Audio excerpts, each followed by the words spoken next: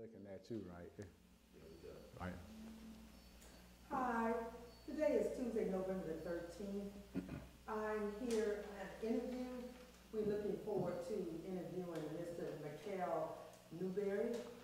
And my name is Jeannie Joy. I'm here with my partner, Brandon King. We're going to be doing a documentary concerning East Cleveland. And we want to thank you, first of all, for participating. And we're so excited about this interview today on this terrific Tuesday. So, first of all, we want to see if we can just open it up and you just tell us a little bit about you and your family, and then we can proceed on. All right. My name is Mikial Newberry, and usually I have what I call my top 10 most frequent asked questions. So a lot of people ask me, well, how did you get into, this holistic health thing? How do you get into the arts? And I find it interesting when I actually reverse the question. I ask, we should be more concerned, how did we get away from being holistic, meaning to be whole with oneself in nature, or to be whole and one with God in the universe. So the question is more profoundly how to get back to this. I teach in my workshops and many different clients and students I've been privileged to work with that we must start looking at health more as a moral and spiritual discipline rather than a dietary discipline. And I'll go further in explanation on this, which is currently one of the chapters that I talk about in my book I'm in the present of working on. Okay. And just a lead-in question, also, can you tell us about your family, the length of time, what year you actually moved to East Cleveland? I know you were in Cleveland and you relocated and you went back to East Cleveland. Can you tell us a little bit more about that process? Well, I went pretty much to all East Cleveland schools. I moved into East Cleveland about early 80s. And before I started East Cleveland schools, I wasn't in the school district yet, but I still had this magnetism toward East Cleveland, right? So like many others, I was one of the ones who went to East Cleveland schools outside the school district. I lived with two of my sisters out of the four sisters, my older sisters. I'm the youngest out of five. I'm the only boy. So our parents both became deceased earlier in our early years. So my third older sister was my guardian. So as I journeyed to East Cleveland, at this time a culture known as hip hop was spawning, and what I call East Cleveland is like South Bronx, New York. That's what East Cleveland is to the rest of Cleveland, Ohio. No matter what you did, what you was known for, and you could be pretty good at it. You had to come to East Cleveland to get another level of to be recognized on another level, you see. East Cleveland known for the Shaw High talent shows, which was pretty much big through the 80s and early 90s. We was known for East Cleveland festivals. And all due respect to Glenville, they had some good festivals too. But it was neck and neck. It was East Cleveland, Cleveland, East Cleveland, Glenville, Cleveland. East Cleveland, one thing I like about East Cleveland, especially being at Shaw High in the 80s, everybody was family. Even if you didn't know everybody's name, you still spoke. And when you mentioned, where did your family originated from, and why was East Cleveland one of their directions they went to? Well, I would say personally for myself and my spiritual calling, it was no coincidence that I ended up in a historical place such as East Cleveland. I originally was born on Cedar Avenue. I was born at home intentionally. I wasn't born in a hospital. Okay. Where your family is from?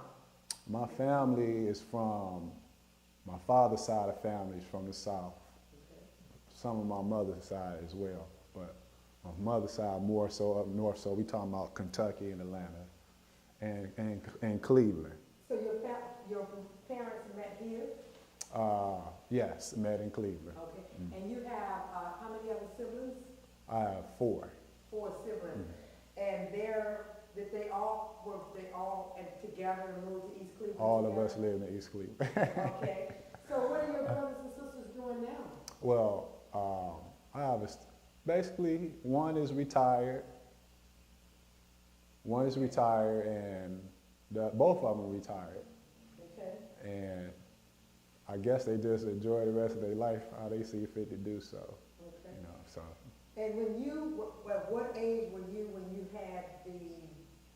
moved to East Cleveland? When you moved, relocated, and came back, what was that age? About 11 years old. Your first initial. Right. Okay. And you left when? What year or age? I left East Cleveland when I turned 18.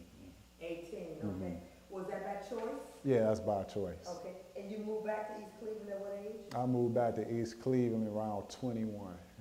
Oh, 21. So it was just a short lived that you had left. Right. And why did you choose East Cleveland? Well, I'll put it to you like this. A lot of people around that time here, all East Cleveland people went to Euclid, all right? So I was just right down the street on Euclid Avenue, around 195th and Euclid. Okay. But I still was always in East Cleveland. So I moved down there. That was my first apartment as a young man. Me and another East Clevelander by the name of Aaron Brown. We all went to Shaw.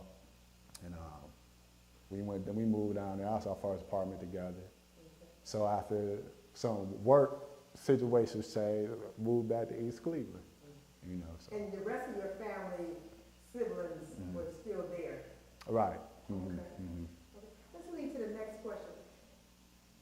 Can you think back to your earliest memories of East Cleveland and tell me what life was like then? Wow. I'll have to say, East Cleveland pretty much known for entertainment of all sorts. It was my apprenticeship to breaking, MCing, DJing, graffiti art, you know, what we call b-boy, and just the different elements of hip hop. It also, at that same time and era, entertainment was mixed with athleticism, which was pretty big in East Cleveland. So I was very committed to improving myself as a hip hop entertainer. And I had the honor and privilege to dance with Coogee Rap, DJ Polo, Run DMC, Public Enemy, and Dougie Fresh. So at that time, entertainment, hip hop just really came on the scene around that same time, is that correct? Right, it became recognized on another level far as a business industry at that time. And East Cleveland was known for a lot of hip hop competitions, or what we call battles. So most of the most popular old school DJs, some of everybody, and then some came through East Cleveland to perform. So during that time in the 1980s when you were really involved in hip hop, what places would you state that you did most of your entertaining in East Cleveland? A lot of people who are not familiar with East Cleveland from the 80s and 70s probably never seen the old architecture of Windermere Rapid Station. So it used to be an underground tunnel. So we used to battle down in the tunnels like the movie Beach Street, the back parking lot. The tunnel used to take you from the front of Windermere to the back going to Hayden. So right around there, the back parking lot, the front of the parking lot where everybody could see us while they wait on the rapid or the bus. In front of Dawes Rapid Creation, the infamous Dow Craft Creation, owned by Kermit. Right around Van Bruin and Euclid, Dawn Avenue, Shaw by the Civic Center. So was that just freelance entertainment, or was it a structure? It was both. It was both. More so, it was more freelance at first, where people, city officials see that this was something that can be beneficial for the youth and just overall unity in the community. So they start conducting community events around what you asked about being freelance. And when you mentioned entertainment, was that something that y'all did on your own? Was it freelance? But people had opportunity to stop and see you, is that correct? Right. Well, when you get into the origin of hip hop, it's the poorest art form, but the most articulate at the same time. I'll give you an example. Many of us didn't have the means to afford instruments. So through the culture of hip hop, we learned how to turn our bodies into human instruments. Okay, when I say it's the poorest art form, we took any and everything and made it into something. We took cardboard that people wasn't using. As a matter of fact, you want to get into archives of East Cleveland. The first dollar store that was in Doane at Euclid Plaza became very popular from hip hop. You know, we used to buy the old thick fluorescent colored shoestrings, what we call Fat Boy shoestrings. And the reason why that store became very popular, because back in that time of era, iron-on letters was very popular. So first the letters was 15 cents a letter. Okay. So they started seeing a lot of the youth was buying these letters up, so they went up to a quarter a letter. Okay. Then it eventually went up to $1. Then Kermit wanted to get in on the action. He started pressing up shirts. So, I mean, we really became we turned this into an industry, you know, so. And I just like to continue on that path because it was important, like hip hop is important today. Do you think in 2012, has it changed, and in what area has it changed in entertainment? Well, that's where the confusion come in. People confuse hip hop with corporate America. And I'll give you a quick example. When you look at hip hop, is actually an acronym, HIP, HOP, and I'll spell it out for you. Her infinite power, helping oppressed people. So when you look at hip hop started in the early 70s.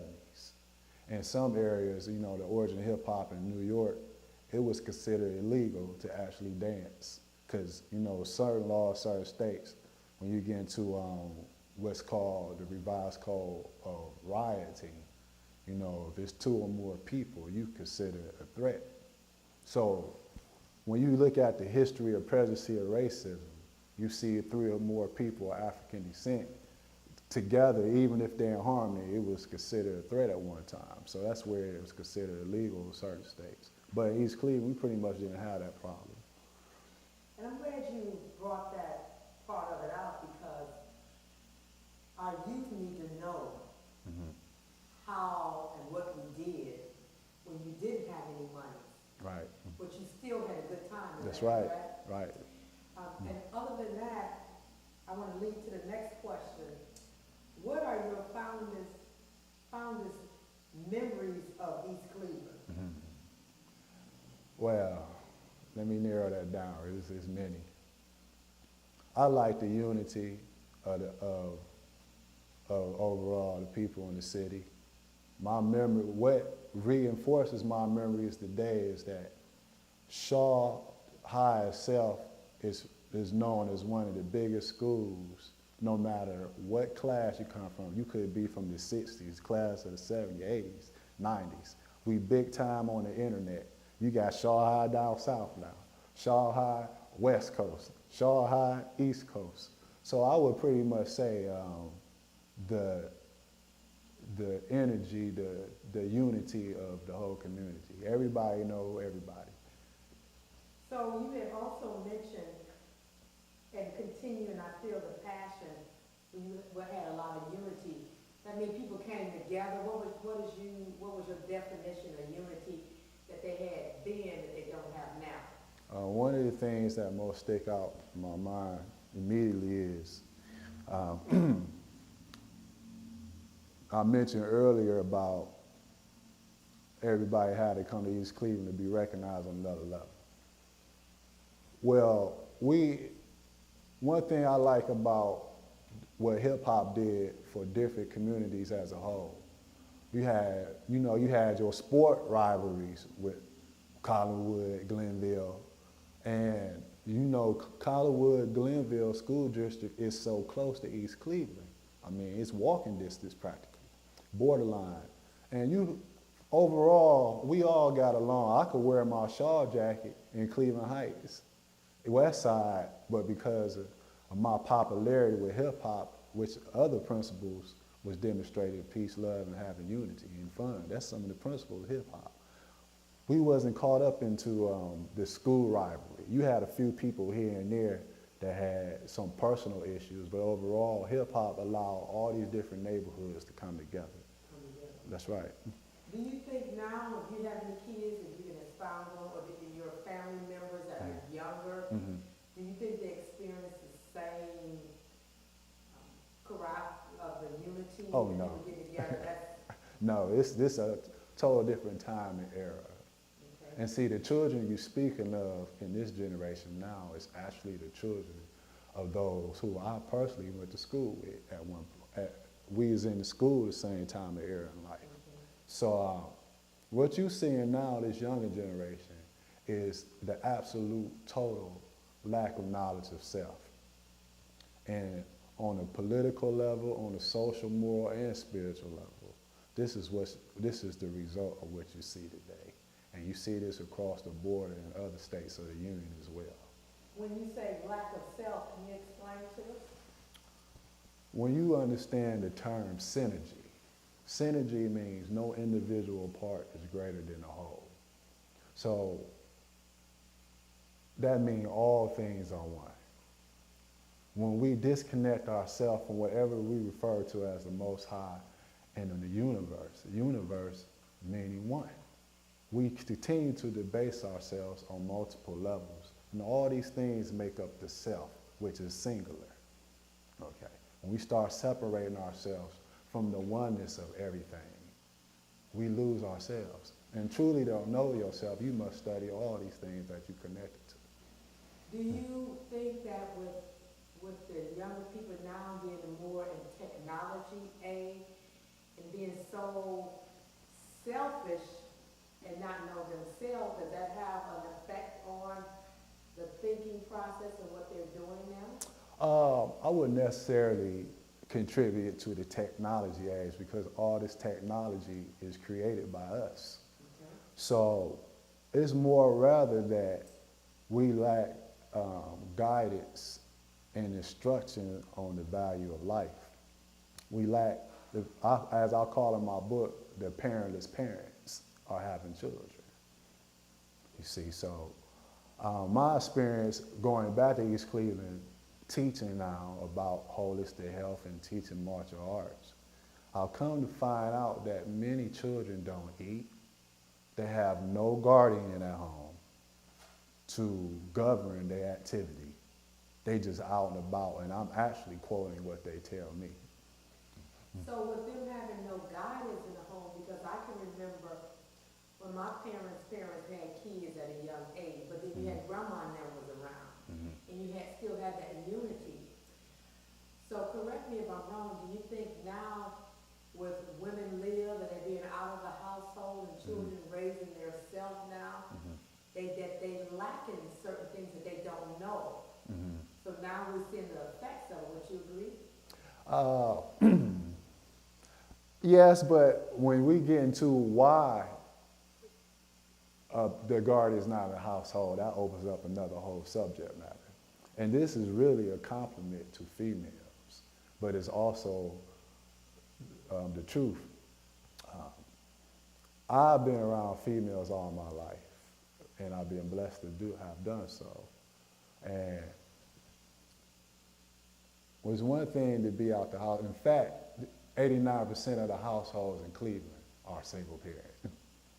Okay, so you take the other 11% and split that in half. Just because there's a male presence does not mean they're active in that household. Now, when you take the other half, you still have, whether it's an uncle or stepfather or soon-to-be stepfather, whether the association of time may be, you have those are active. You have more people who are active in the community versus in the household that live actually in the house. For example, I have students who have the mother and father present, physically present in the house, but not mentally, emotionally, and morally in the house. You know, we back to what I call the parentless parents. I was saying that would lead to the next question. In what ways has the city changed over time? And what do you think contribute to those changes? I would not be historically correct if I left out the drug infestation that came on the play in East Cleveland. Some of the streets now that you see abandoned and boarded up, and one thing East Cleveland is known for is its beautiful homes. And when you have the historical Rockefellers that used to live there, you know you're gonna have the surroundings of the Rockefellers marvelous as well. Page, for example, the bottom side of Page going towards Hayden. Everybody used to want to move in Page. These was like big houses and apartment buildings. The style, I remember I used to, when I was 14, one of my friends used to live like, wow, I'd like to live over here. Those who haven't experienced East Cleveland in the 80s, early 90s, don't know East Cleveland in its true essence. You hear a lot of myths and rumors. You know, the children, as I say, they portray East Cleveland like South Central or some gang territory. It is nothing really like that. It's just, we call it our undisciplined nieces and nephews running around who just need to be checked here and there. It's a lot of mythology here on East Cleveland being so bad when it's really just the lack of eldership there. When you said the street, spell the street name for what you mentioned, Page? Page. Okay. And would you say that the homes that are still in good shape, but they just need to be maintained? Yeah, but it need to be maintained more so with love. See, part of my practice as a holistic health practitioner and process, I deal with energy medicine.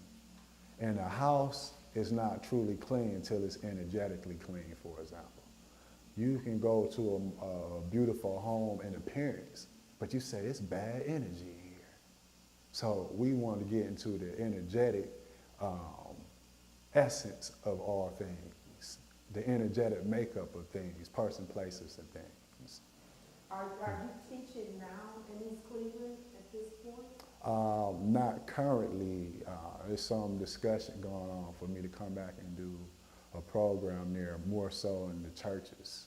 But I previously was working at East Cleveland Civic Center, Martin Luther King Civic Center. And you was doing what there? I was teaching martial arts and I was doing motivational speaking and mentoring. And what the schools, you mentioned you went to several schools in East Cleveland, is that correct? Yes, I went to Superior Elementary. Currently the school known as Heritage, it was known as Kirk Middle High School when I attended, and I went to the infamous Shaw High. Leading to the next question is, how has race or racism impacted you personally, and how has it impacted the city of East Cleveland? Racism has impacted me, I would say more so on a more spiritual level. Only reinforced my principles of staying steadfast in what's right, and also giving me the intuition to see the root to all these issues that is currently going on in our society as far as East Cleveland. Around the time I was in East Cleveland, coming to East Cleveland, it was more racism issues as far as on the police force. Not big, but it existed. But at the same time, because of the overall community in East Cleveland, that didn't last long. Those police officers pretty much, for whatever reason, they was removed from the force or they was reassigned somewhere else. When you say coming up, in what year you mentioned that you think the police force has changed? As far as for the better, for both? What year do you think? I remember probably the most confrontational times for East Cleveland Police, I would say pretty much between 86 to 88, 89. And during that period of time, you saw a different effect in what area? I seen it start to become better in steps and degrees from 89 on up, because what took place is what you see now. Most of the residents from or people who was attending school East Cleveland from the 80s are now currently police officers. Now the neighborhood now pretty much work the neighborhood, regardless of the occupation it may be, or own a store there, whether it's hair salon, barbershop, corner store. You see a lot of our own establishing business in East Cleveland. And with you being in East Cleveland, knowing it and back in different places, and relocated, your age group now is taking over East Cleveland now, correct? Yeah, certain things as far as politics and residential events, you could say that. Mm-hmm. Are you happy about that?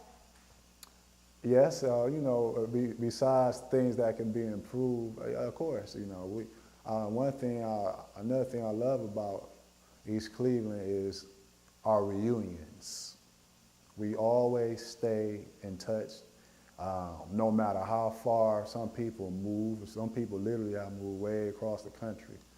They always find themselves back at the events. I always stumble across missing a Shaw High reunion event from whatever class. Who gave that party? Shaw gave another party? You know, this is year round. This is every season. You know, so it's a beautiful thing. You know. When you mentioned that y'all come together annually, do y'all ever talk about the issues that are currently going on to move forward, or you get together just to be able to say that you work in East Cleveland and just be a part of it? Is it anything that's happening in the future? Is that a talk at all? Oh, of course we do, because we have a special place in our heart for this city. You know, what's happening is people who move outside of East Cleveland, but still East Clevelanders in the heart, or still live there, I think that, well, it's not a thing. What's going on is the ones who concern themselves, they're not in the occupation or connected to someone who works for the city to further their ideals and expressions on helping better any situations that need to be perfected in East Cleveland. They just viewers, or I should say, they bearing witness to some of the issues, but some of them are not sure how to go about to contribute, play their part, and what they can do. You know. So they know it's some issues that can be addressed now and in the future, but they haven't collaborated to get that together. Right. Basically, they question, well, what is going on? Why is it going on? And when is something going to be done about it? What can be done about it? And you can remember as a young, a youth going to the same events, some events in September, is that correct? Around Labor Day, you have the event for Shaw? Well, it's events all year round. You know, I mean, my time era coming up for East Cleveland. I mean, even in the wintertime, we get together. It don't matter if it's snowing outside. But the big event is in September, is that correct? Oh, you talking about the reunion in the park? Correct. The Shaw party all year, all right? Just to be honest with you, all year. That's just one of the traditional things. All year round, Shaw gets together. That's good. And also the next question is, how has inequality impacted you personally, and how has it impacted the city of East Cleveland?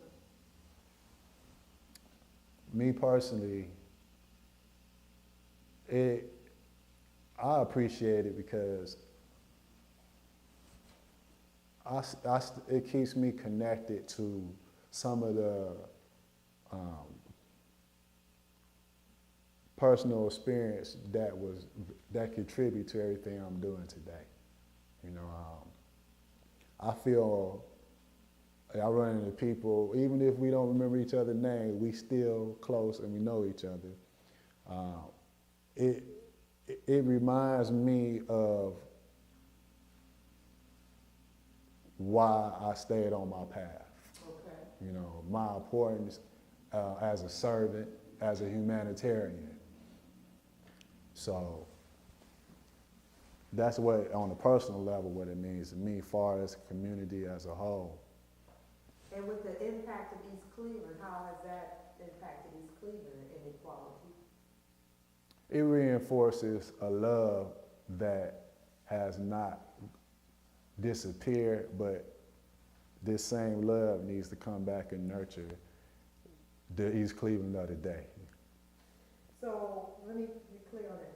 The inequality of East Cleveland, you stated is lacking something, is that correct? Yes, it is. Okay.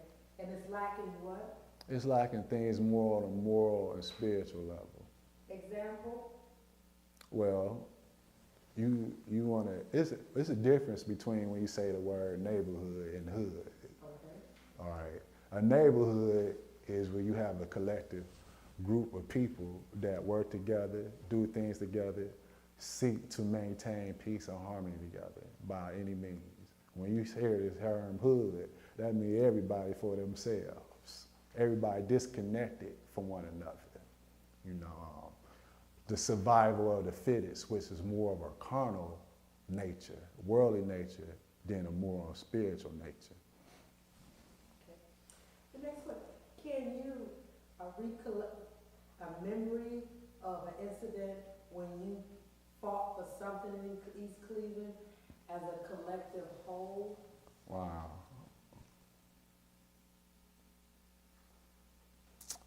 I would have to say it's been talk about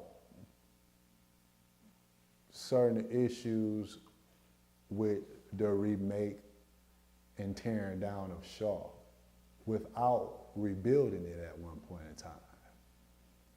And also, it was a talk at a certain point in time about getting rid of Shaw Football Stadium without replacing it or remodeling or rebuilding it at one certain amount of time. So you even had people who are from the 70s who heard about this and they came and put their input in on this. So that right there stands out more so than anything else. And that's when you took a part of it, or you Right. remember that? So what year would the new Shaw open up? New Shaw High School open? I think maybe 4 years ago, So 4 or 5 years ago, right? And the old Shaw had what that the new Shaw doesn't have, meaning bigger space. Somebody said it was a swimming pool that you missed or you remember. Wow. We had what's called, you know, our buildings had different names. So we had a vocational building, we have the technical building, and a lot of entertainment or hip hop battles took place in the courtyard. You know, that was like what they call Rutgers Courts in New York. You know, that was the Madison Square Garden for us. So there's a lot of memories, and also the school overall itself, the architecture is different. The old architecture accommodated our future goals and talents that we were shaping, molding for our lives to come ahead of us. It was our personal sacred place for personal growth. Okay, so found memories in that area. Yeah. Okay.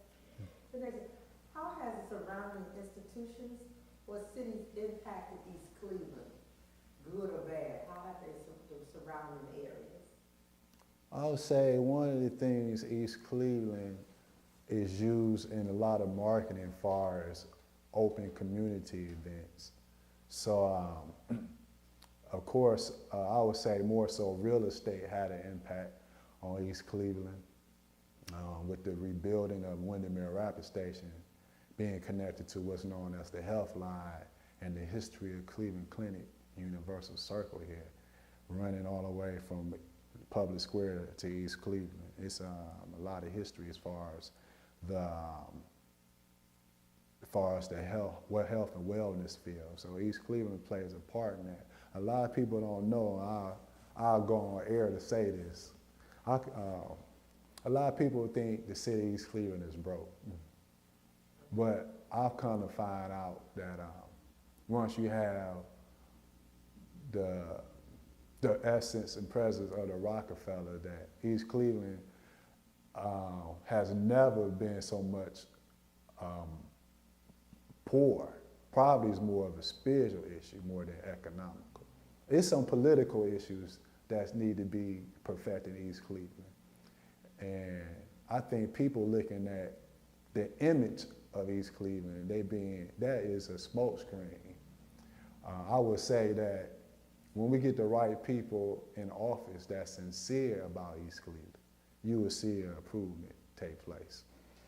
When you mentioned the Rockefeller and you had an impact, and I can feel your passion about it, and the history of the Rockefeller, you're saying that with that rich history in East Cleveland now, it should be doing what?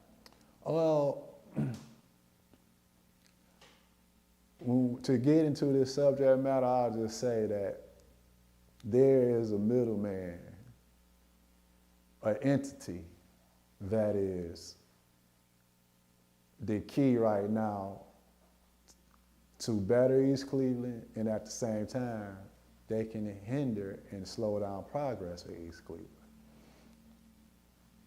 Okay. And when I mentioned about the surrounding institutions and the city, meaning that with University Circle, you have the colleges that are there, you have Cleveland, you have Euclid, those places that I mentioned, do you think that those surrounding areas impact East Cleveland in what perspective? Well, let's take example the health line. Why does the health line travel from Public Square to Windermere Rapid Station? There are significant events that has taken place and are the makings of taking place now that will shape and mold the future of not only Cleveland but beyond Cleveland. There's a big shift going to take place in the world with health and wellness, and let me give you an example of how powerful it is. And it connects to the phrase, Cleveland is the best location in the nation, if you ever heard of this before. You hear a lot of comedians like Sinbad, Eddie Murphy, new comedians always refer to Cleveland being the best location in the nation. When you look at what's the most profound thing in the world taking place now, it is health and wellness. Let's look at what's killing people. And all this is answering the question. It's not terrorism. Let's look at what's happening annually. The last terrorist act was 9/11. Only 3,100 people was killed from that, unfortunately. Now let's get into things annually. Homicide, FBI report average 18,000 a year, which includes drug-related crimes. Homicide is always 1,000 plus over homicide mortalities every year. That's not even 50,000. Car wrecks and train crashes total up to 40,000 a year. Now let's get into food-related issues. That's totally preventable and also totally reversible. Starting with the lowest number, obesity. 600,000 people a year die from obesity. Obesity has passed the usage of tobacco products. Cancer pushing 1 million a year. Other heart diseases and diabetes, well over 1 million people a year. So when you look at food being used, or I should say the Western world diet being used as the greatest biological weapon, being used to reduce the population by 90%. Now, this brings us to the famous Cleveland Clinic. Cleveland Clinic is so powerful and so well known internationally. People from other countries far and wide over the body of the Pacific Ocean and the Atlantic come to Cleveland Clinic for its expertise and its staff of surgeons. Also for the holistic health program led and headed by Dr. Esterstein at Cleveland Clinic. And he's one of the engineers in the holistic health now, along with his colleagues, who you see in many food documentaries and movies that's very successful in reversing all these food-related diseases. Okay. Mm-hmm. So when you look at things that impact East Cleveland,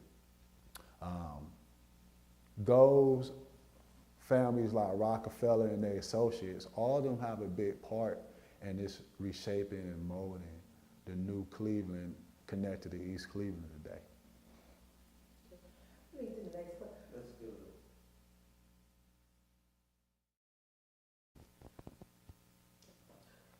What is your vision for the future of East Cleveland?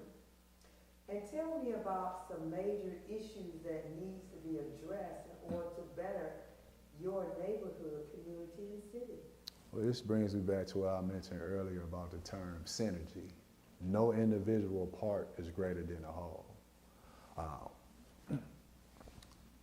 East Cleveland, though, it is known as its own city with borderlines and as far as has its own district. It's still part of a whole. You see, so to get into East Cleveland, let's get into its fellow neighbors, the city of Euclid. You know, you gotta look at its borderline cities, Cleveland Heights. You have to look at going back towards Universal Circle. No individual part is greater than its whole. So all these surrounding borders are a big part of East Cleveland. Always have been, always will. Cleveland Heights, what we call the hilltop. You know, the people who went to Shaw lived on, they called themselves the hilltop because they was borderline Cleveland Heights, East Cleveland. You got borderline Glenville, East Cleveland, when you're going towards Shaw and 127th, 125th in St. Clair. So you look at East Cleveland as, when you get into the term, back to the term neighborhood now, that's when you have to look at these borderline cities in connection to East Cleveland. For East Cleveland, when I see the future of East Cleveland, it's definitely, it starts in the households. Charity starts at home and spreads abroad, for example. We can say, oh, the youth, this and that, but this youth needs parental guidance. The parents need parental guidance. One thing I do see taking place that's actually happening in East Cleveland is a program that's being sponsored, that East Cleveland Civic Center sponsors, called, it's a program for fathers. And it's just for fathers and sons. Fathers who are new fathers, fathers already fathers, they allow people to contribute to this program any way they can, which plays an important role in not only balance, but just to shape a more order out of chaos. Is that the father initiative or is it something new? It's not new, but it's not that old of a program. I would say probably last 4 or 5 years. And where is it being held? They have one of their locations, sponsor locations at Martin Luther King East Cleveland Civic Center on Shaw High. Okay, you said it's been around 4 years? Yeah, that I know of, 4 or 5 years in that location. They have other locations that sponsor them as well. What would you be able or prepared to do to participate in making East Cleveland better?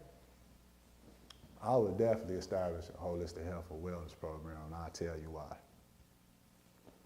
You can't do anything without health. We have to look at health more as a state of mind. It is a consciousness, like sickness is a state of mind. This generation, I call them the vending machine generation, okay? I had been asked for quarter many days. I used to be at East Cleveland 5 days a week, and I get asked for change to eat out the vending machine.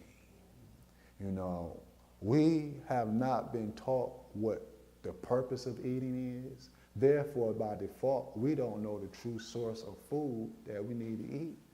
And a lot of the children are protein nutrition deficient. So that, for them to shape and mold and grow into anything, before you get to talk about what would you like to do in life, you have to make sure they can even sustain life.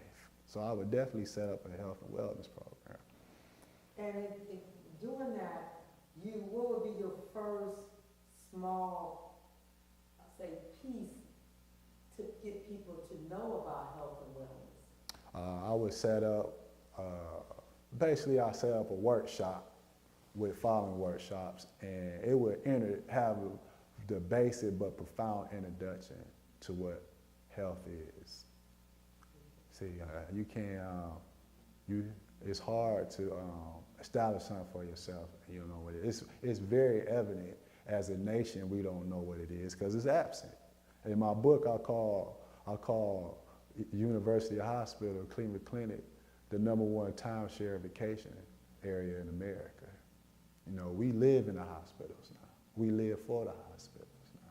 We make this into a trip, a festival. Girl, I'm about to go to the hospital. You coming with me? You see, so we have to learn about what health is because it's absence. We think to be miserable is natural now. We think it's natural. So we have to learn how to live a toxic-free lifestyle. I just want to take and yield my opportunity to my counterpart, Mr. Brandon King, for his questions, and I'm going to come back to me for my closing questions. Yeah, thank you. Thank you, Mr. Newman. Very enlightening interview with you today. Thank you. Appreciate you spending the time. I had a number of questions as follow-ups to some of the things you were talking about. One of the things we had as a question is to speak in regards to the input of surrounding cities and institutions and how you think that they've impacted East Cleveland. I just wanted to get you to elaborate on that because then you came back and you started talking about border cities and their relation to East Cleveland. And just now you were mentioning the vacation places of University and Cleveland Clinic. So if you could expound more on surrounding cities and institutions and how they have impacted the city of East Cleveland from the 80s when you moved in to today. Right. Well, I'll go back and bring it up to the present. You know, whenever you want peace, the opposite of peace is war. You're going to have to, so even I use the analogy of martial arts to answer this question. Many people don't understand what martial arts truly is. It's the art of war, but you actually war for peace, inner peace. Peace is not the absent, a conflict or adversary, but it's your ability to keep your oneness with God and nature while you're in the midst of conflict and adversary, which brings us back to the unity that East Cleveland was known for in the 80s, and we talk about these borderline cities. It was hard on a lot of East Clevelanders to maintain a mutual respect and peace, but it was done because the higher vibration always gonna cancel out the lower negative vibration. And I'll give you some examples. Many of us had cousins, old neighbors, and friends and families that went to Glenville, Collinwood, Cleveland Heights, these borderline cities I mentioned. And a lot of people felt torn when the people they know have a mutual relationship and love and respect for, when their other associations conflict one another, these border cities. Well, what happened as we got older, a lot of people from these borderline cities took on some type of profession involving themselves in either real estate, politics, or in the medical profession around these borderline cities. You got a lot of clinics, for example, these borderline cities surround the small clinics for the community. So then you have a lot of people that in construction, in politics, running for different wards and councils.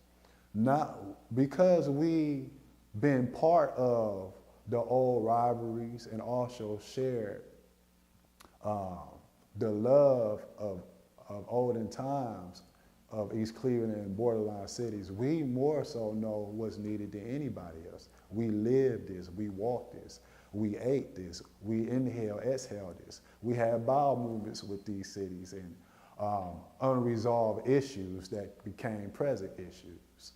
So that, when you ask me how can I and others who experience it with me impact, we know the problem. We was there where it started. We seen it evolve. We know the root cause, the person, places, the things that was part of the root cause to these things. Who better us to solve it? And yet, to go more in depth, it's to look at it in some ways, it's our moral obligation to do something about it. If we say we love this city, and more importantly, our children or our friends' children and grandchildren is there now. So when you uplift yourself, you have to uplift your environment around you. Otherwise, it'll stress you and cause stress on the other parties. This is why most people, when you see martial arts movies or some type of master, always move out to a wilderness or what's called a sacred grove when they elevate their consciousness. Not so much running away from the problem, but ones who enlighten themselves know that society as a whole has not done this. So in order for them to come back and be useful, they have to remove themselves from the same worldly things that other people unfortunately have not conquered within themselves to be helpful. Like myself, for example. I can't have the same issues in order for me to help you with the same issues. I can't be, well, I'll say that question for you. I'll say that for you. What's your next question? I just wanted to keep going with that question. Cities, surrounding institutions, whether it's University Circle, the historical buildings down there, do you think inequality, how does that fit into, say, the build out of some of those, but not East Cleveland? Well, you can't be so close and not have an effect, you see. When I say borderlines, I mean, you walk down 50, 100 feet and you in another city, you know, or as I used to call it, it's night and day. So a lot of people go more on the hilltop. You see them say, this East Cleveland? Yeah, this still East Cleveland. You know, the house is behind Terrace Road going up the cut to Taylor. That's still East Cleveland, for example. So as far as University Circle, you had the infamous food co-op, 118th and Euclid. There's one thing you got to realize. Cleveland, for the last 18, going on 20 years now, have been voted the #1 city to have the best public transportation out of all the states of the Union. So when you look at Windermere, all these rapid stops really have a synergetic connection, as I mentioned, synergy. No individual part is greater than the whole. All this was part of East Cleveland, not only on a social level, even on a political level, and on a personal level, and on an entertainment level. This one stop takes you through all these cities. And Cleveland, in some ways, been compared to California and New York. You know, you have what you call your 5 boroughs in New York. Well, you have that same thing here in some ways in Cleveland when you look at the different rapid stops. You look at what I call the borderline cities. Even in real estate, They know the value of so many feet within another residential area has an effect or on increasing the value or depreciating the value of another area. So there is a synergetic connection on a social level, on a personal, on a residential level, and on a political level. So, but the people have to be taught this and get involved. See, the neighborhood not bad. It's negative people that make the neighborhood bad. What makes a neighborhood bad? So we back to personal growth with the borderline cities. They have to be taught what unity is. As I always say, you don't have to complain about the issue. All the old school people need to get together and go teach them. We too busy complaining. It's I'll make this airplay, but and I'll change the words up. It's a TV show called The Boondocks. In the episode, they portrayed Dr. King as if he still lived, and he came out of the coma in 2000. This is what he would say. He said, he talked about us still clinging to names that allude to the principles of slavery. So he gave a speech when he seen all this chaos taking place amongst his people. He says that, and you don't want to be, he talked about the N-word. He said you don't want to be this because the N-word is a living contradiction. He said the N is filled with unfulfilled ambitions. He said the N love to wax and wane, love to hear themselves talk, but hate to explain, love to complain, love being another man, judge and jury, love to be late. He said, love to be late, hate to hurry. This is what you're seeing going on in the community now. See, so when you hear people whining and complaining, they simply don't know what to do or don't want to play their part. They don't feel connected.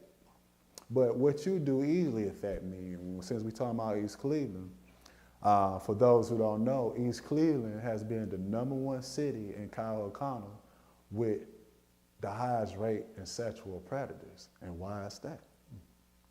As I explained to my youth group at the Civic Center East Cleveland, I said, why, when you look at streets enter East Cleveland from Universal Circle, like Lakeview, coming down to Brightwood, Cardian, and other streets coming up to Superior Euclid. I mean, you got sexual predator, 4 streets, straight in a row, up and down, Skipper Street, another 4 streets. And as I explained to the youth, I said, so they say, I didn't know that. Why is that? They asked why. I said, well, let's take what we call the Duck Pine Forest here versus the Duck Pine Universal Circle. And we have fishermen that want to fish. If they see all the fish is very active and the Duck Pine Forest Hill Park, they're going to naturally fish in Forest Hill Park. So what I established in this analogy is that it goes back to what I mentioned earlier, that a lot of the children don't have no guardian. That's actually being the guardian. They have an assigned guardian on paper, legally, but they're not fulfilling that. So as far as your questions you asked in regard to what has impacted East Cleveland and what's the impact today, it's the residents. The residents of today does not value the city as we did coming up. It always starts with the residents. People live there. You go down the city of Euclid and you will see a community block watch. Even in this home I stay in right now, on North Moreland, connected to Shaker Square. I used to live across the street when we met. It's total night and day. This side of the street, it's a community. This building, you even sense the energy different over here when you got here. it's a whole different feel here, just right across the street. You see, so people on this side of the street are more cultured in their thinking. I had one of my neighbors, I had the pleasure of living down the hall from her. I call her the head union of the building. She made sure anything get done here. So it's the same thing in East Cleveland. Everything starts with the residents that live there. If they don't care, who else supposed to care? So if I'm understanding you correctly, and this is kind of jumping me around with my last question. Mm-hmm. You mentioned earlier drugs led to the degradation Mm-hmm. of East Cleveland, Mm-hmm. and the residents valuing the city. Mm-hmm. Is there anything else that kind of led to the deterioration of the city? Because I know you mentioned the 80s, and the 80s were high times Mm-hmm. in East Mm-hmm. Cleveland. East Cleveland to where it is today. Mm-hmm. If you had any other thoughts on that? Just elaborate on that. You know, when any neighborhood that becomes drug infested bring all these other problems. So I'm quite sure we know the same people. You hear what's called in every senior year of high school, you have these votes on who's going to be the most successful. All right. You know, East Cleveland is known for turning out a lot of athletes or scholarships for those who have potential to go to some professional sport, whatever it was. And these same people, our old brothers and sisters, you see what they're doing now, that they got caught up in this drug era. You see, so it goes back to where I started this interview with, the moral and spiritual principles of us individually, collectively as a whole, because I think another thing that changed that decline in East Cleveland was the community events. You know, that really was a big part in initiating other social issues that need to be dealt with. It reinforced love amongst one another. It reinforced love around the border cities, because the border cities residents came over to East Cleveland, no problem. But at a football game, for example, you got one person who just started all the trouble, set it off. So that's how important the social events were. It brought all these border cities together, where everybody knew you went to a rival school, no problem. It was a family affair. Everybody had a good time. That if East Cleveland can get that back, you're gonna hear a lot of history coming. I'm still learning stuff about East Cleveland I didn't know. You know, so Silver B was a big part of that. I can't leave Silver B out, in the mix. So Silver B, if those don't know Silver B, one of his primary things he do as work, he's, let me say sure I get it right, he's a drug counselor, but he also known as the entertainment chairman of Ohio. He has been a big part and contribution to a lot of things as far as government, politics, entertainment, social event. I mean, he's been part of some of everything. He's been around for a long time, and he has definitely one you want to talk to. He lived on the corner of Roxbury and Euclid in that tall apartment building right next to next to Van Bruin, where Dollar Right Recreation was at. He also known as an old school DJ, Silver B, and he was pretty much the host of a lot of events, whether it was political, social, entertainment. I mean, whatever it was, you name it, he was there. You know, so he's seen many generations come up. Some was fortunate to move on and be successful. For the most part, he bear witness to a lot of people who didn't make it. I've known him since I was 12. He used to watch me practice moonwalking, you know, across the street from Windermere. So there's many others besides myself who played a big part in this.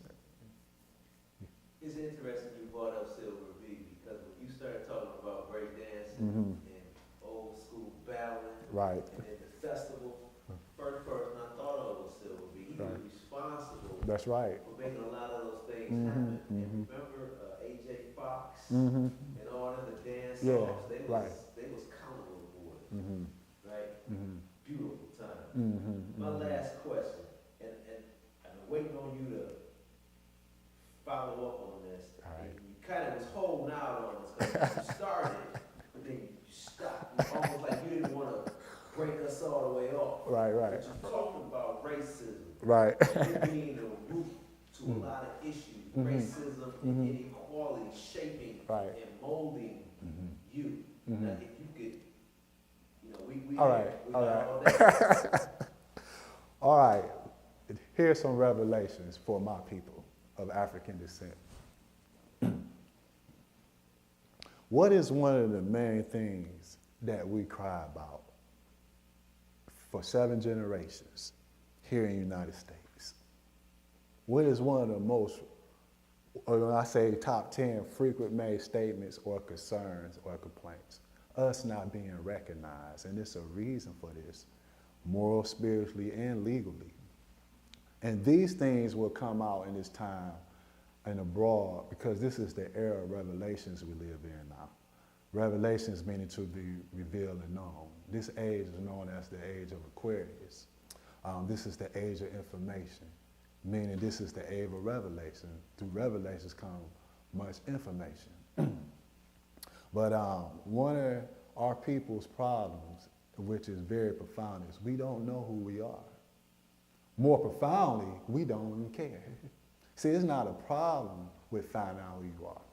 What people is going to find out in this time of era is that in order for man to be recognized, he must know his free national constitutional name that's connected to a free constitutional government. We still cling to names that allude to the principle of slavery. I'll give you an example, and this may come to a shocking, but every man, and this man is a neuter now, including male and female, has a nationality. They have a flag that belongs to a country, that belongs to a free constitutional government, that has government officials that actually represent them. A free national name means this: you have a descent name and a national name. If I'm born in America, if I'm Irish and born in America, my free national name is Irish American. I have a descent flag, I have a national flag. My descent flag is Irish. If I'm German descent and born in America, my free national name is German American. My descent flag is German. Now, when you get into the terms, black, color, Negro, this is not actually the name of a people, but these are terms used in reference to property. A noun is a person, place, and thing. Person, place, and thing. Chinese man is a person, place is China, Chinese food is thing. Black is an adjective, it's not a noun. Black describes my people of African descent condition mentally and emotionally, but not establish them as a people, not identity. When you look up even white, white means purity, purity means God, God means ruler of the land. Black, according to science, means death. When you take time, look up the word civil death. And what you will come to find out is a person whose legal status is equivalent to a person that's dead. It also means deprived civilly. So when we identify with terms that allude to the principle of slavery, we also take on the condition that comes with what we identify ourselves with. So according to the Constitution of the United States, black, colored, Negro is not part of the human family. It's not part of, can never be a citizen. It's a clause in the Constitution called 3/5 of a man and all others. Well, that's a fraction. 3/5. You have a spirit, even though you may not be conscious of it. You have a soul, and you have a body. No one can take that from you. You just have to come into knowledge and awareness of this. But it's two things that's missing. Three things you have, but two missing. It's 3/5. Nationality and creed. Damn, that's good. All right. See, when you hear, well, our names was taken, that's not your first and middle name that was taken. It's your free national name that was taken. That's why, according to all true and divine records, and I'm going to explain what true and divine records is. According to all true and divine records of the human race, there is no black, colored, Negro, according to these records, because all the inhabitants of Africa are part of the human family. No one can change man from his nature descent unless his hands extend beyond the great universal creator, God himself. No one can change your descent nature. If you're born in the middle of the Pacific Ocean, that don't make you Pacific American. You was born in the back, it don't change your genealogy, it don't change your bloodline. So true records is this. You won't find a black, colored, Negro people or a nation or a flag.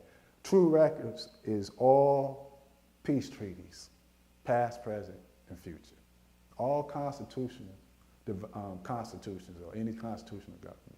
Divine records, you won't find a people called black, colored, Negro. Divine records is pretty much simply the holy revealed word of God. In the Bible, there is not a people called black, colored, Negro. So you can't find a record. They're as a people part of the human family. What's known as the Holy Quran, the Holy Ingedi, the Dead Sea Scrolls, any of these old books, you don't see, so say true records and divine, you don't see a people called black, colored, Negro. The word nigger deludes from the word in Latin, Negro. So when we cling to these names, and one of the most foolish and folly things we can do to this day, and I'll speak on behalf of all Europeans' descent.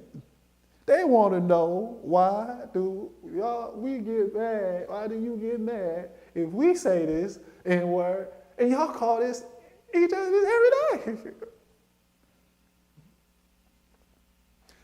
If I name you George, and my name is George to everybody, for example. How you gonna get mad when I'm the one who named you George, I call you George? So what I'm getting to is this. I gave you these slave names because black, colored, Negro actually deal with property, not people. And in the movie Roots, they call those African descent chattel. Chattel is a word used in real estate as property. It's a legal term used in real estate. If I call you George as the master / nigger, I gave you this term for you to identify yourself. And you, for generations, you use this to this day. And the MC Nas have a song, he talks about us stop using this. And he said, what you trying to do is authenticate your negativity now. So why you get mad and you tell everybody this your name, you answer to this name, but the person who gave you this name, you get mad when they call you this name. So you see, we have debased ourselves from our forefathers and God through thoughts, words, and deeds. We don't know who we are. And the problem really comes with we don't want to know, because we so busy want to play the victim. We are the victor and the predator lies in the same person. Everybody want to pull this race card. Chris Rock got a joke. He said no better. He said the biggest racist people is people call themselves black. So we all want to check for something that we didn't even went through. What Cedric Entertainer say on the King Comedies? He said black people don't need no reparations. If black people had reparations, they made Cadillac the #1 car dealer in North America. All right? We think, look, we have Obama in office. We think because a brother come to office, we supposed to be above the law. I'm supposed to do things that's immoral now. You hear these silly remarks. So back to East Cleveland, this generation there now is the seventh generation, is also the first and last of its kind. This is the first and last generation whose life expectancy is shorter than their parents from the diet alone, not even factoring in other more criminal acts in society. You know, we so quick to say the government, or the so-called white man, who was not even half responsible for the things that we go through today. Michael Jackson said, "The man in the mirror," you see. So when you people, it's a spiritual teaching, a lesson called the insufficiency of knowledge. Listen to this. This is answering your question. It says, "Naturally doeth man desire the truth, but when it's before him, he will not apprehend it. And if it forces itself on him, he is not offended at all. For the fault is not in truth, for that is admirable. But the weakness of man cannot bear the splendor of this truth." So we all saying, I want to know. But a lot of people don't want to know, they just nosy. See, know is the prefix of the word knowledge. So with knowing comes a great responsibility, accountability. I got to give up this state of mind called slavery to be free, which is also a state of mind. Slavery was over with in 1865. The 13th Amendment ended this. So why do we still call ourselves Negro, color? Color is not the name of a people or a nation. Color means anything painted, stained, varnished, or dyed. Black, according to science, means death. Ethiopia means something divided. Can a man be a black, colored Negro? No. Why? Because man is made in the image, likeness, after God. You cannot be these things. If you call yourself these things, you debase yourself from God through thoughts. Thoughts are energy. Watch your words produce. Watch your thoughts produce your words. Watch your words shape and mold your actions. Watch your actions, because they will shape and mold your habits. Watch your habits, because they're going to shape and mold, produce your character. And your character will eventually produce, shape, and mold your destiny or your present concerns. If we don't like where we at this present moment, we got to backtrack all that to that seed of thought. And I just want to, With that, before you go on, Lady Red, you have to tell us, for the record, how did you get the holistic health and martial arts? What brought you there? And please, I hope it was something that had to do with East Cleveland. Something happened in East Cleveland. You know what? It is profound you asked that, because this is a historical note for East Cleveland. Wow, I was hoping we'd have to talk about this.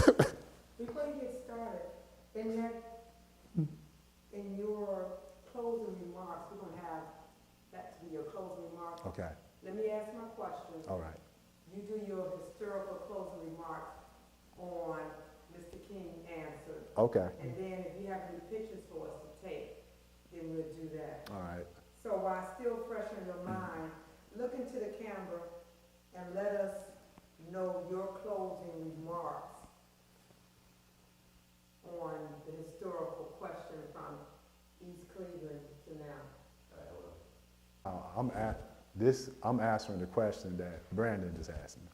Correct, in your own words, and then I'm gonna follow up with them. Wow. You know, East Cleveland did have a big part in my martial arts beginning, because there is no true hip hop without martial arts. For those who know me from far and near, you can't talk about East Cleveland martial arts without bringing up the Bilal brothers, okay? All right, wow. Terrence Bilal, the oldest. Second oldest, Anthony Bilal. Third oldest, Terrell. And Tyrone Bilal, myself, Aaron Brown, Marty Wade, and there's one other guy. He didn't know martial arts, but his name is Dennis Menifee. So we used to the 80s itself was like the Kung Fu days. I mean, Jim Kelly, everything was going on, the tournaments. So, yeah, my martial art background was heavy in East Cleveland. Then you got the Hughleys on the upper part of the page. And this is one, we not proud of talk about this today, but the most memorable fight, historical fight, still talked about to this day. Nothing happened like this before this and since then. Was myself, the Bilals and the Hugleys and their company, right there at the corner of Chapman and Euclid, where it's a hair salon across the street from Mr. Heroes. The whole city, everybody, the police couldn't get through. You know, it was like a kung fu movie going on at the Scrumpty downtown. You know, so actually Tim Hughley, the Hughleys is out of the Hughley family on Page. It was a set of twins, Tom and Tim, and Tim wasn't part of that. Fortunately, if Tim was there, it would have been another level of competition. But, you know, the whole way that issue got started, it turned to a big East Cleveland mess. And Tim and Anthony Bilal one day was sparring in the courtyard. Everything happened at Shanghai courtyard. It started at the table in the tech. You know, they going back and forth with hand movements. Then they took it outside. So this was Tim last year at Shaw before he went to the military. That incident happened the year after. So besides that, I had to mention that. That was a historical archive note. Yeah, martial arts is real big in East Cleveland. That's why it was like a mecca journey for me to go back to the Civic Center to teach it. A lot of things happened through East Cleveland, you know, under the bridges of going down Northfield and Strathmore, going to the bottom half, the Windermere, it was big time, especially at Windermere Rapid Station, you know. So as far as martial arts, holistic health, it's all as one. It all share the same principles, you know. A big part of martial arts is health.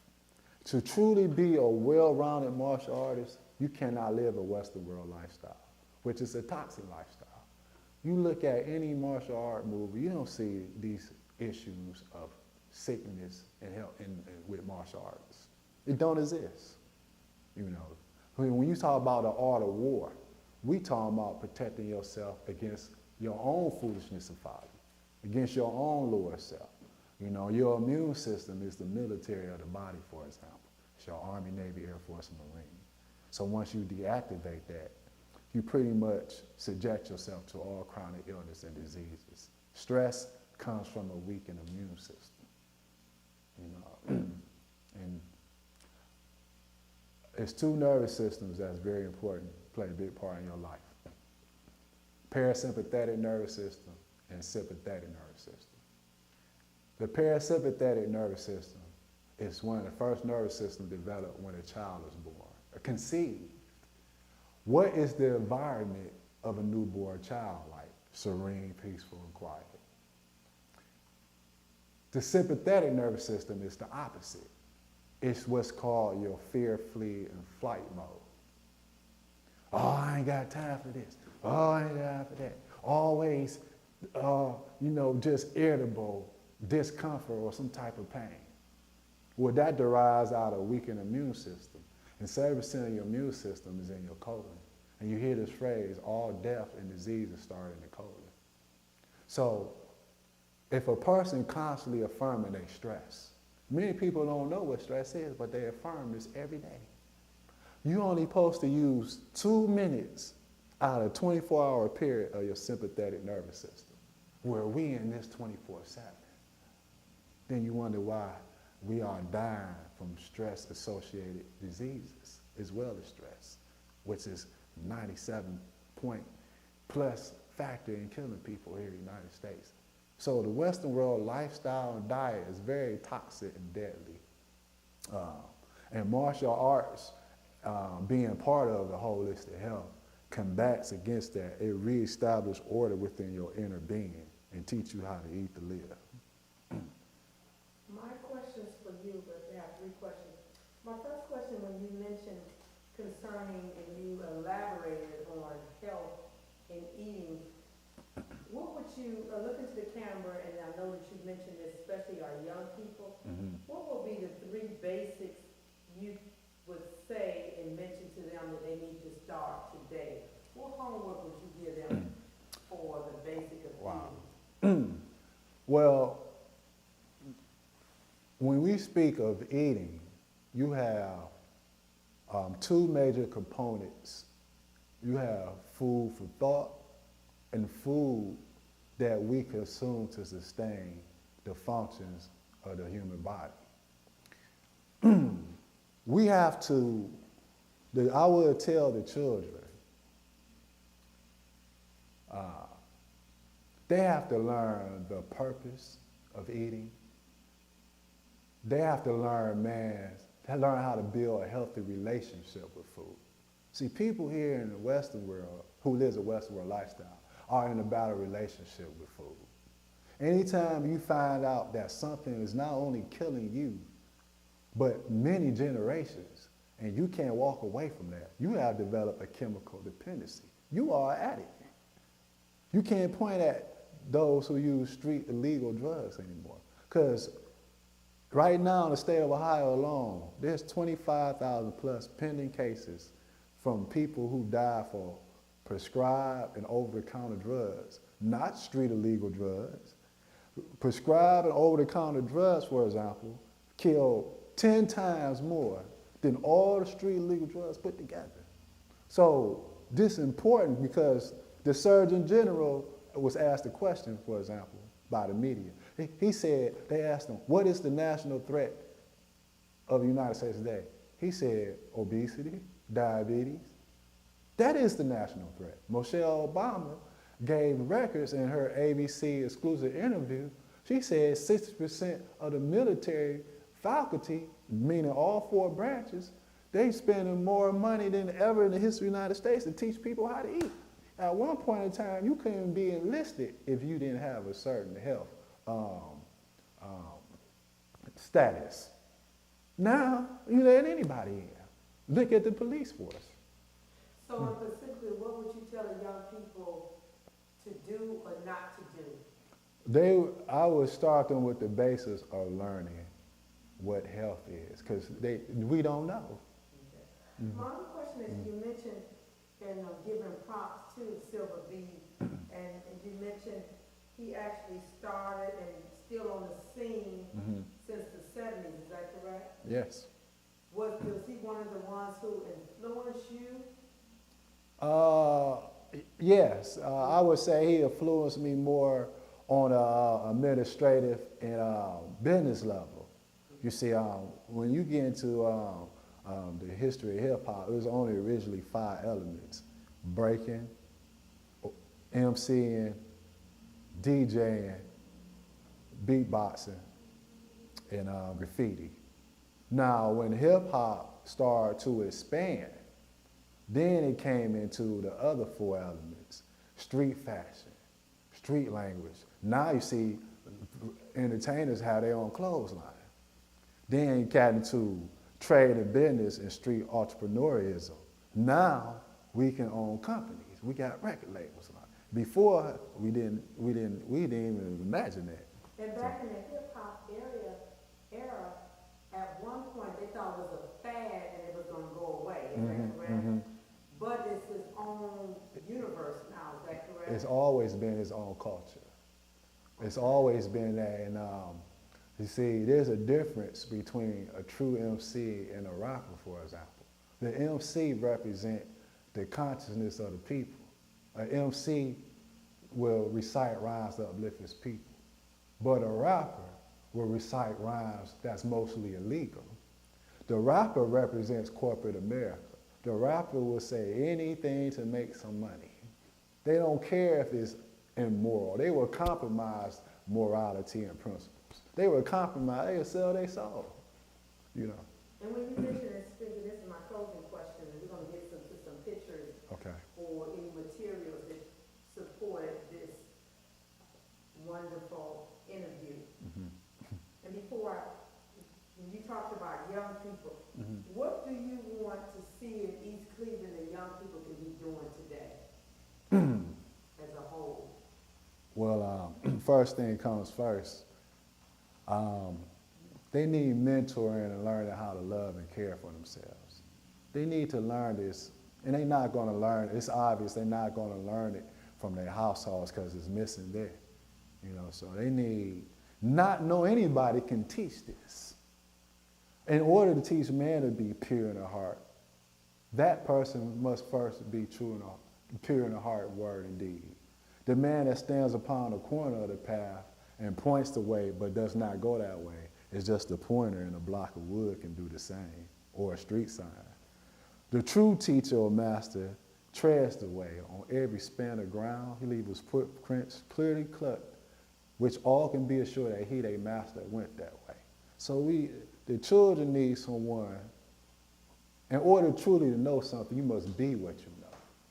They need someone who is the living manifestation of what message is being given to them. Well, Mr. Newberry, we want to just say thank you so very much for allowing me to interview you. It really has been an uplifting, powerful interview.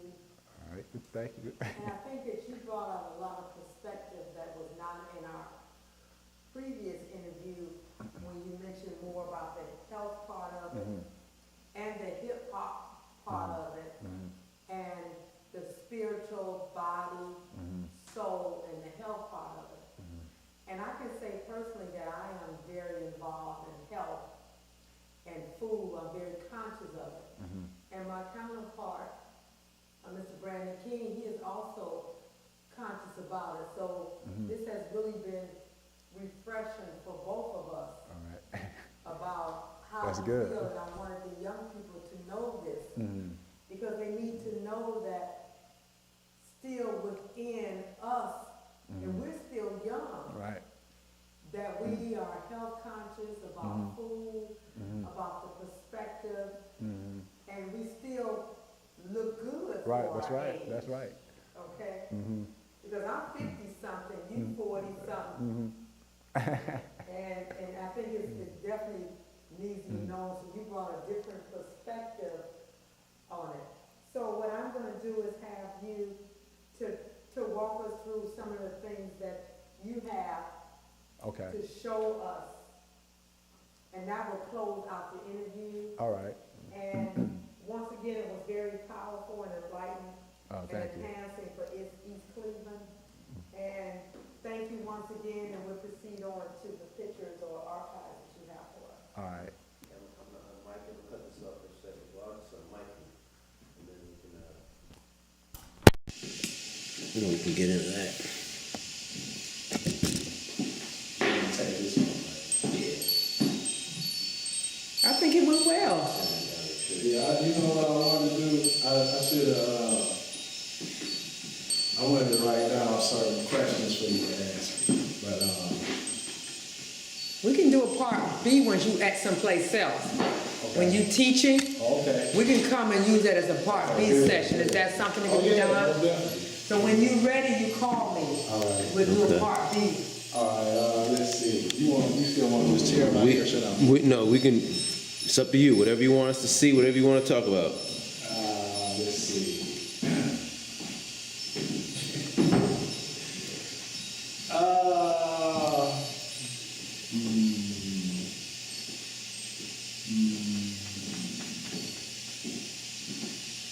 Did you want me to speak on something? Please do. It's your tape. All right. It's your tape, whatever you want on there. Oh, wow. All right. Give me a count. You're on. Mr. Newberry, Mikial Newberry is back again, just explaining some very, to some it's interesting, to some may be controversial. But I want to clear up some myths on certain things. This is what I call my energetic fountain of youth. And I know some of you out there are going to say, oh, that's idol worship. Well, let's clear up some history, because man knows not by being told. For those of African descent, if you don't know what this is, first of all, I got a good deal with this from $30. But this is really you. All right. What does remind you of Africa with the ear piercing? And who hair looks like this other than the curly, kinky hair? These statues, everything I have over here has something to do with health. When you understand, you get into the teachings, you have a lot of people misunderstand what Buddha is, for example. Buddha does not deal with idol worship, nor Confucius. When you don't understand historical architecture, it's best not to, you can't confirm or deny what it is. All these things have something to do with health, and when you get into Ayurvedic medicine, which is from India, or from Egypt, yes, that's right, your forefathers, Egypt. So started in Egypt, then migrated to India. Ayurveda means the science of long life.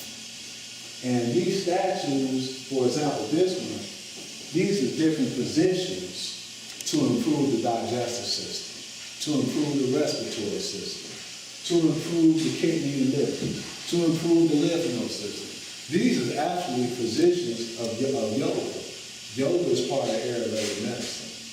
It deals with fasting and cleansing and detoxing the organs in the body, along with meditation. This right here is called a stone grid. For those who specifically like only dealing with biblical scriptures, it talks about many healing stones in the Bible.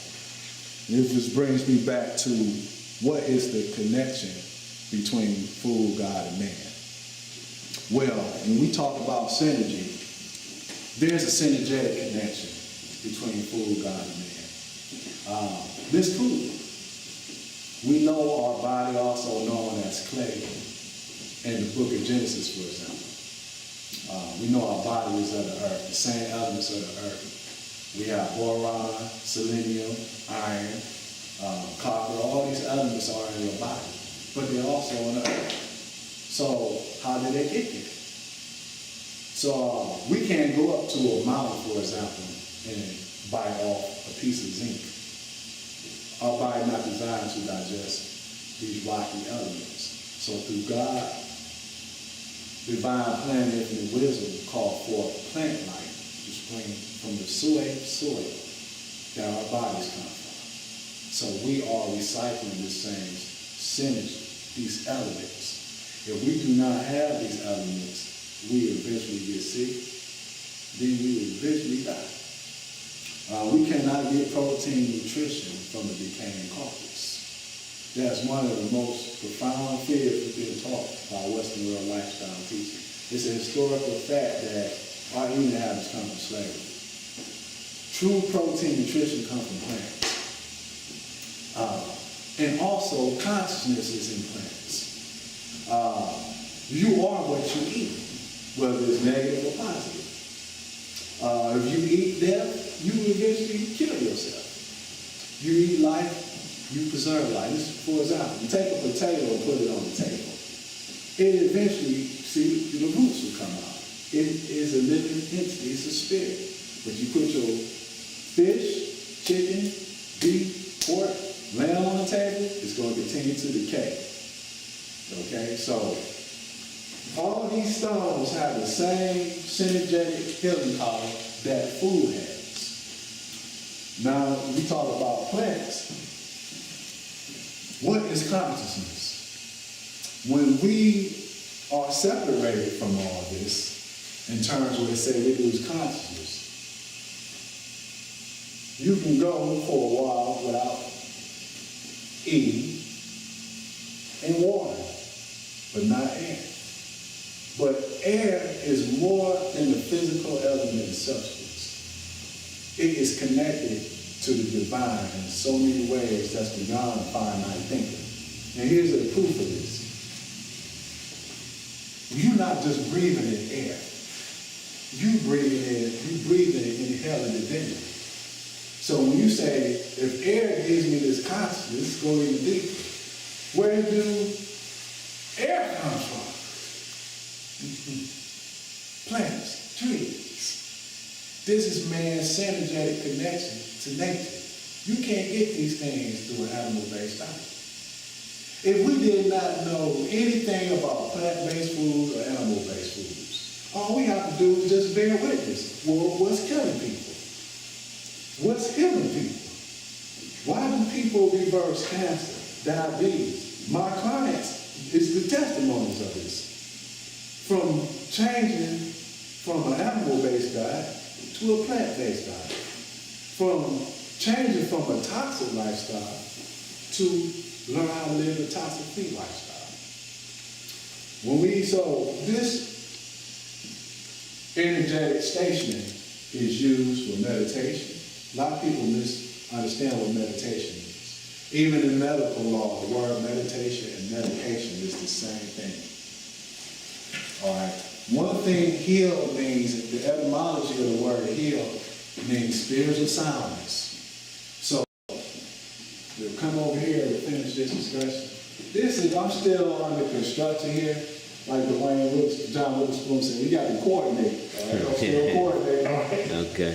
So a lot of people misunderstand ninjas. I got a lot of things I'm gonna put up around here, but ninja is a sacred art. It's really the art of assassination.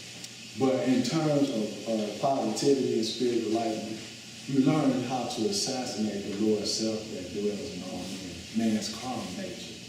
These swords have a meaning, you know. In Japanese, it's called Bushido, which means the way of life or the way of the sword. So these swords have such a true warrior never wants to war. They know the result of war is death.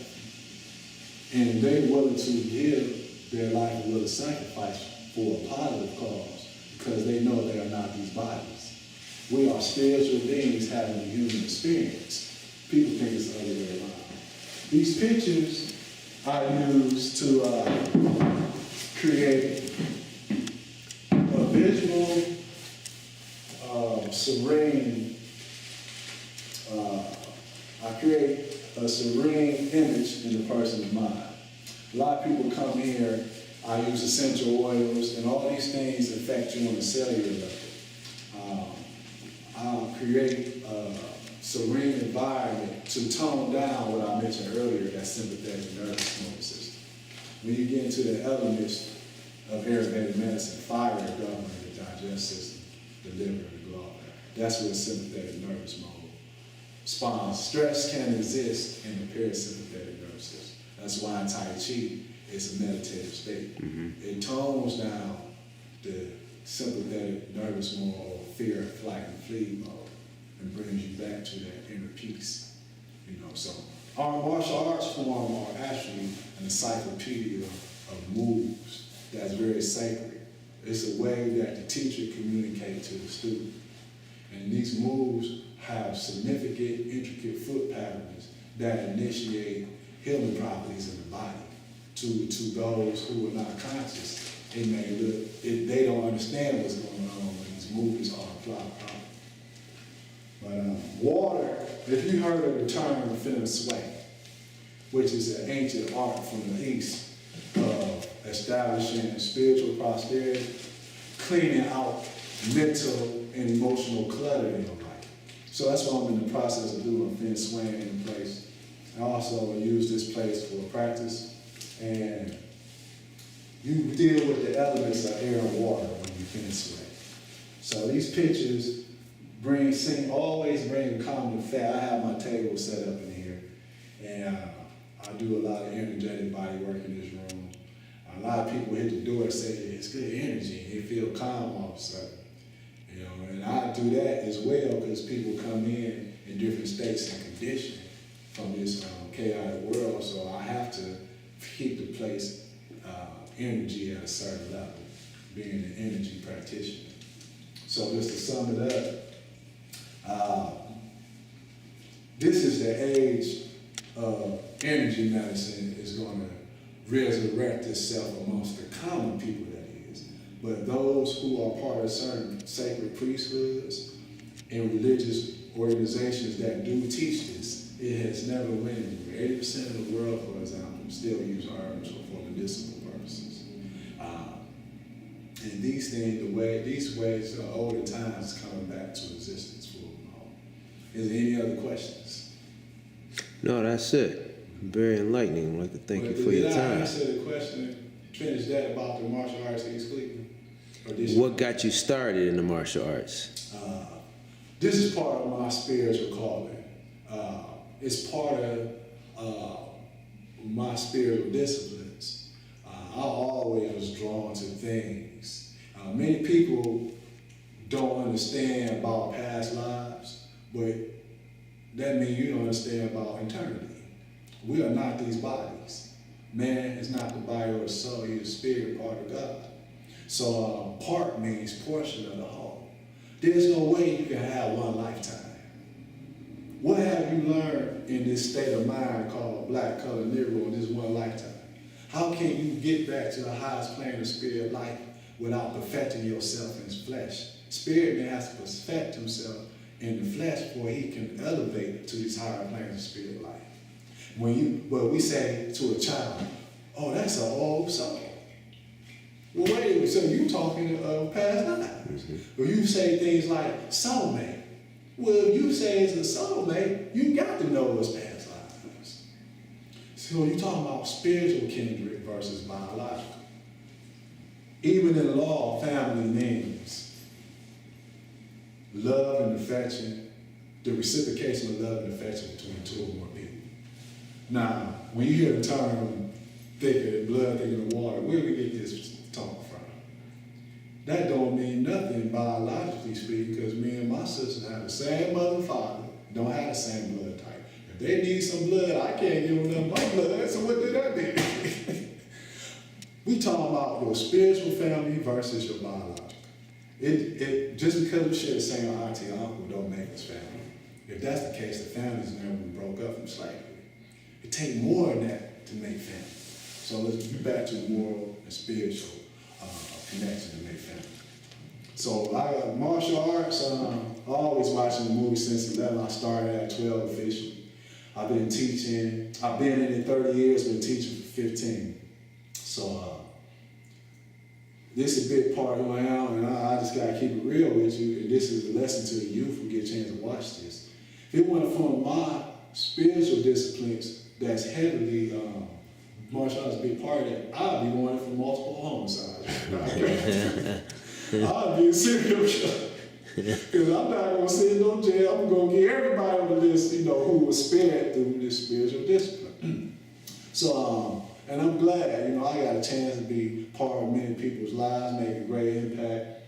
And every time I experienced that, I always was glad I didn't snap, When every time you elevate on the spiritual path, you're always going to be tested.